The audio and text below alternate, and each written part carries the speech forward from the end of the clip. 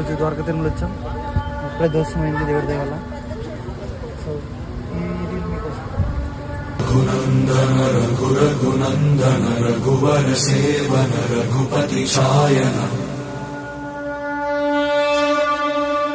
శతయోజన శతశతయోజన శరధి నియోజన శర పరిలంఘన Raghunandana రఘురఘునందన రఘువర సేవన Raghupathi ఛాయన శతయోజన శతశతయోజన శరధి నియోజన శర పరిలంఘననే